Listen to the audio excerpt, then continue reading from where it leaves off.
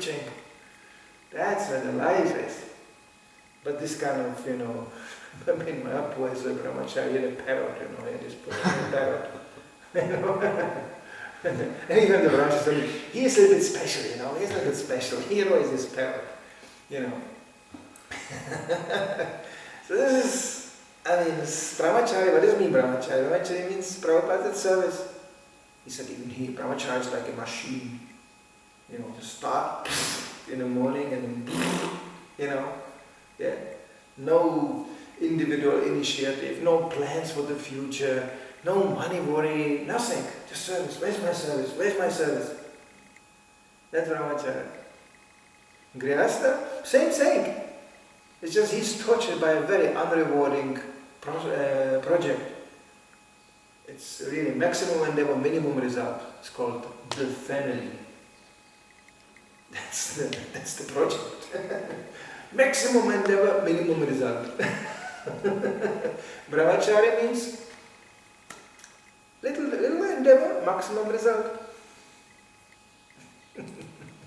It's obvious. Come on. No Grihastha, honest Grihastha will argue with that on that point. They will all go, oh yeah, working like an ass, and then what? They don't even say thank you, these people. Oh. Look what happened to Prabhupada. Whole life he worked. Also with a spiritual intention for his family. Whole life. And what came out of it?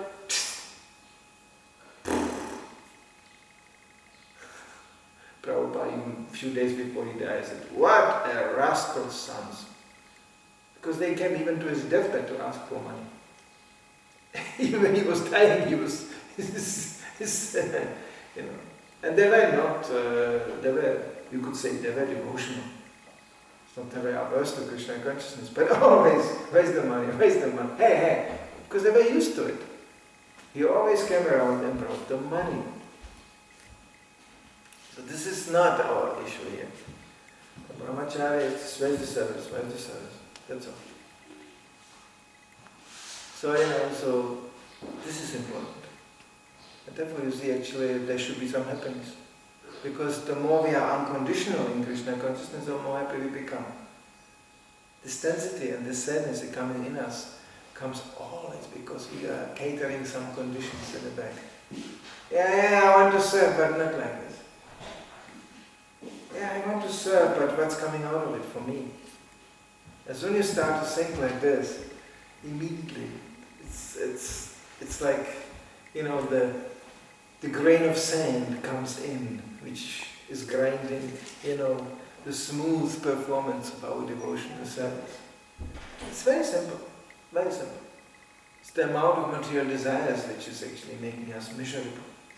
Even the idea of the desire is already miserable. And then the people really start to go for it. You can go in the Grihastha field, you can endless demonstrations of that. I remember this one Grihastha, I don't tell you where and I don't tell you who, but he tried to, finally he got his house, he got his garden, and then you have the children jumping around, and in the summer he tried to open this huge umbrella, to get some shadow. But it really didn't work. So he always opened it and boom, it came down on his head again. Then he opened it and bang, it came down on his head again. And finally he fixed it. So some shadow here. Then he brought the table and the drink, and there was, I can enjoy in this garden. And then boom, the umbrella came down and smashed his head again. This is a little bit like that, Grihastha. I was thinking, this is really symbolic. You struggle and I have to shelter everybody, and then I have to shelter everybody. And at the end you can just walk out. That's all. That's for everybody. So that doesn't mean one shouldn't be beautiful. That doesn't mean one should not be responsible. So in this way everybody is regulated. That's the most important part. Prabhupada gave these heavy warnings. Unengaged mind is the workshop of the devil. All kinds of ideas come up. So therefore one should strategically strive towards that. Always keep oneself busy in one way or another. That doesn't mean just digging, here and carrying here. That means actually mainly to keep oneself mentally busy. And we have so much to go for. Shravanam, Kirtanam, Vishnu Smaranam can all the time go on. All the time. All the time. So one should never, like karmis, they just go and they just sit and they just, let it all go. They think this is relaxation. It's hellish. It's hellish.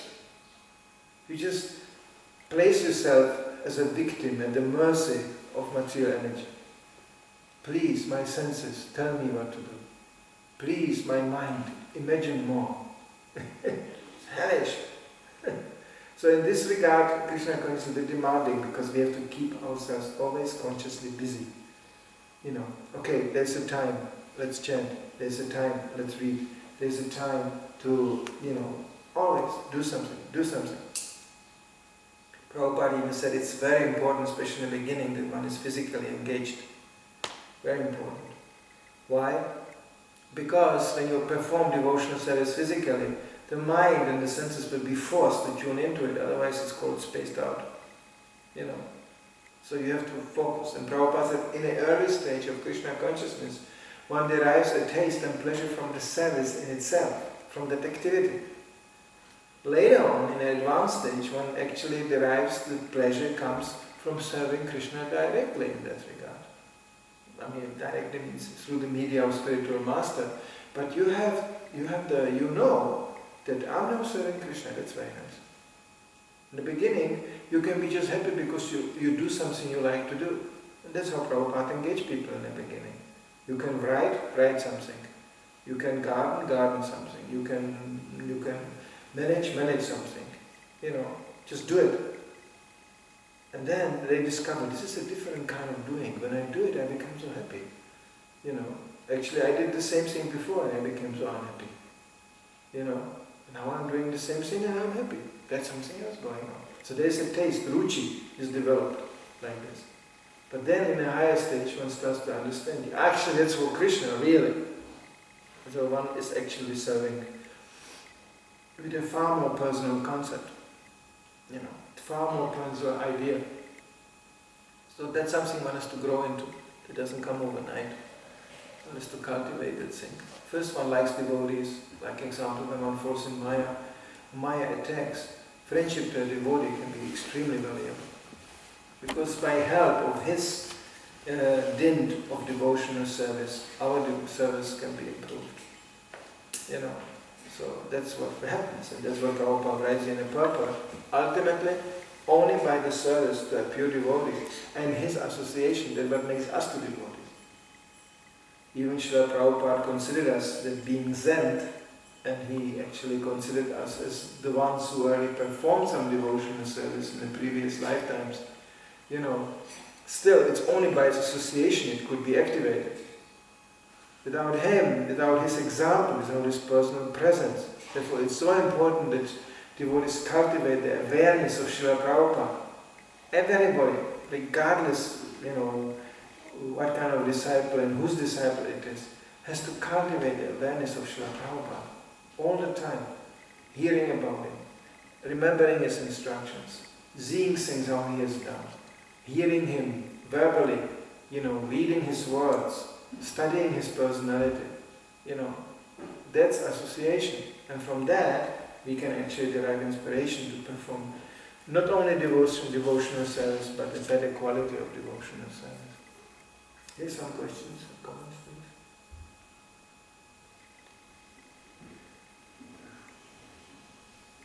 please. This is one Prabhupada urged devotees being manishina, means thoughtful. Doesn't mean speculative at all. It means to think what I'm doing here actually. Self-consciously, in awareness, what I'm doing here actually. That has to be activated. And that comes through Shravanam, Kirtanam, Vishnu Smaranam. At a certain point you realize, no, I cannot forget Krishna, this is impossible. Which makes life in the material world difficult. In that sense, because you cannot make any nonsense which comes along. This is what Maya is preaching all the time. Just give it up, that struggle. Always remember Krishna, never forget him. What is this? Just watch, hear, surrender. Look, they are all doing that and they are not dying, really. They are quite happy people. Look, they are happy. So just surrender, just go along with that. When is the next Christmas coming? Hello, Happy Christmas. And then you tune into the sounds and you tune into the moods. Just don't fight it, just surrender. Be nicely covered up. Go with the flow. The demons like it. Those who are actually the designers of the society, of the policies in the society, they want to make people brainless. No initiative. Just repeat. I like computer. I like computer. Get them online. It's online Maya. Connect them. All under the transmission. What's going on in this world? What's going on? Something very important happened. Very important. This politician got elected. He is finished now. Oh, now he's finished too. Another one got elected. Oh, big things happening here. Now this one, that's a real one. He will save us all. Because the last one couldn't. And now this one, and that one, and this one, and that one. Just the same thing. Even my mother used to call them gummy faces. And she saw on TV the broadcast from the German parliament. She said, the gummy faces are talking again. Germans are very great on this. They can sound so important with absolutely nothing you cannot imagine. I don't know if the Danish language is suitable for that, but German is really good. Ladies and gentlemen, and then they go, we have to all understand that we must understand. And I say it with all the power. I say it, we must understand the gravity of the issue at hand. And therefore I say, vote for me, because when you vote for me, you will understand. Thank you very much. And you go, what issue? What understand? He didn't say one thing, but it looked really big time.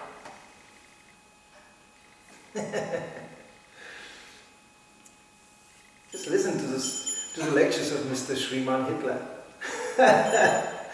Just nothing in it. It's just oxygen. It's nothing.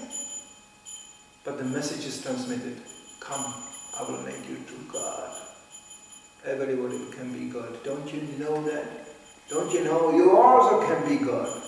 Wake up, stand up, follow me, I will make you to God. That's essentially the message of all the demons. Great America, great, big time, now we're going to be big time.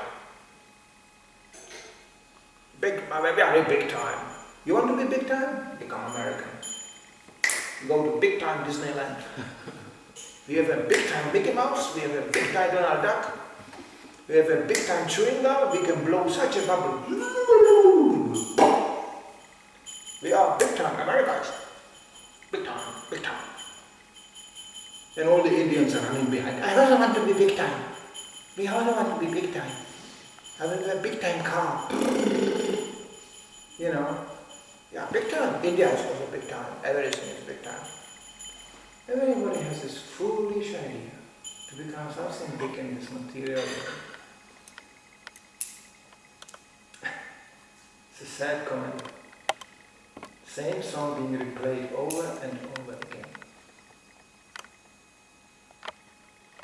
So devotees abstain from such a hallucination. They are really big time. Like Prabhupada said, who is Gandhi? What did he do? Look what I have done. That was at the end. Gandhiji, what has Gandhi done? He divided the whole country, it split in 1,000 pieces. Is India doing better? You know what the English told him? In a meeting, English spoke to Gandhi. He said, sorry, But, I mean, you people, you Indians, you prove to us, we are here for quite a while in India, you prove to us, you cannot manage one thing. You are hopeless. And you know what Gandhi said? Yes, you are right. But better nothing and hopeless and Indian as being British. Get out. What kind of policy is this? Better nothing and better hopeless and better ridiculous and better spaced out, but it's going to be Indian space. What kind of policy is this? The man didn't know one thing. No, Prabhupada said, yes, India should be great, but in Krishna consciousness. Look what a culture we have. Krishna appeared here. Let's use it. Let's show. We have nothing to take from others. Let's only give. We have so much to give. Prabhupada all the time was pushing this point. But Indians come and they beg from the Westerners. For what? For this. Give me a jeep. Give me a jeep. I can buy a new car. Give me a jeep.